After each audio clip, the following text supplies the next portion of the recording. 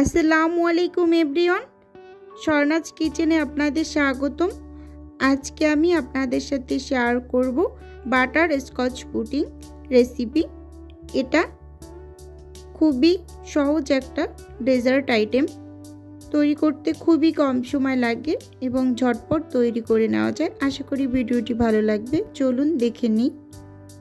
এখানে প্রথমে আমি 1 কেজি দুধ জাল করে হাফ কেজি করে নিয়েছি।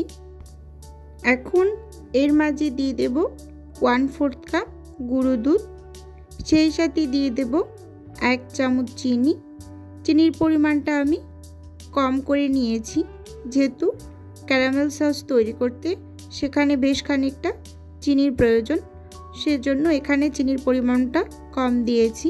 নেড়ে চেড়ে মিশিয়ে নিলাম। এটাকে এখন আমি সাইডে রেখে দেব। ক্যারামেল সসটা তৈরি করে নেব। চুলোতে একটা সসপ্যান বসিয়ে দিয়েছি। এখানে আমি 1/3 কাপ চিনি দিয়ে দিয়েছি। চুলোটা অন করে যখন এরকম দুই সাইড দিয়ে একটু গলতে শুরু করবে চিনিটা, তখন চুলোর জালটা লো ফ্লেমে রাখতে হবে। প্রথম অবস্থায় হাই হিটে রেখে এটাকে তৈরি করে নিতে হবে। যখন গলতে শুরু করবে তখন চুলার ফ্লেমটা পুরো লোতে করে রাখতে হবে। গলে গিয়েছে, সেই পর্যায়ে আমি কিছুটা পরিমাণ বাটার দিয়ে দিলাম। এখানে 3 থেকে 4 টেবিল চামচের মতো হবে। দিয়ে নেড়ে চেড়ে মিশিয়ে নেব। একদম চুলোর হিটটা পুরোটা সময় বাটারটা গলে যাওয়া না অবধি একদম লোতে থাকবে। এখন সামান্য একটু পানি দিয়ে দেব, যাতে চিনিটা গলতে পারে, দলা না পেকে যায়। দিয়ে খুব ভালোভাবে নেড়ে চেড়ে মিশিয়ে নিলাম। মিশিয়ে নেওয়া হয়ে গেলে এই পর্যায়ে আমি আগে থেকে যে দুধটা রেডি করে রেখেছিলাম সেটা দিয়ে দেব। দিয়ে ভালোভাবে নেড়ে চেড়ে এটাকে একটু জাল করে আমি আর একটু ঘন করে নেব।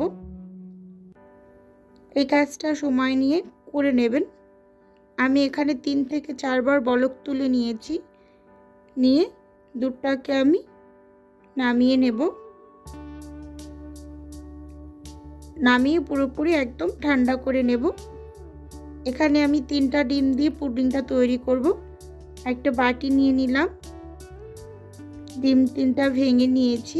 অবশ্যই ভেঙে নেওয়ার চেষ্টা করবেন।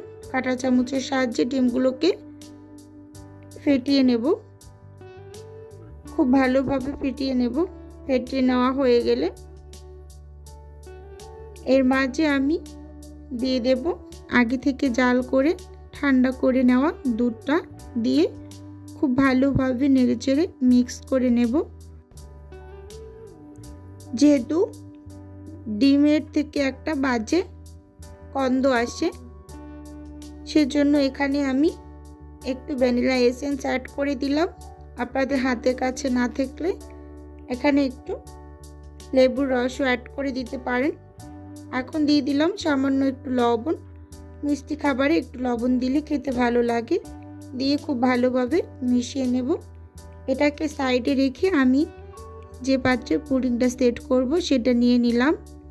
নিয়ে সামান্য একটু তেল দিয়ে একটা ব্রাশের সাহায্যে আমি তেলটাকে একদম চারিদিকে খুব ভালোভাবে লাগিয়ে নেব। এই কাজটা করলে হবে কি, পুডিংটা যখন আমরা মোল্ড আউট করব তখন এটা খুব সহজেই খুলে আসবে। এখন আমি এরকম একটা ছাঁকনি নিয়ে নিয়েছি। আমি যে মিশ্রণটা রেডি করে রেখেছি সেটা এভাবে করে ছেঁকে নিয়ে দেব। এখন কাঁটা চামচ দিয়ে একটু নেড়ে চেড়ে নেব। এটা পুরোটা ঢেলে নিয়েছি।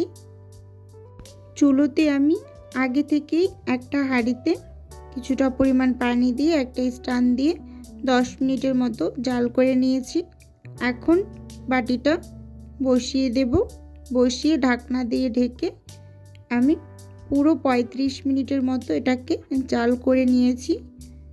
এই পর্যায়ে ভিউয়ার্স, আপু এবং ভাইয়াদের উদ্দেশ্যে একটাই অনুরোধ, প্লিজ ভিডিওটা না টেনে সম্পূর্ণটা দেখার ট্রাই করবেন। আর ভিডিওর কোনো অংশ যদি ভালো লেগে যায় তাহলে প্লিজ চ্যানেলটি সাবস্ক্রাইব করে পাশে থাকার অনুরোধ রইল।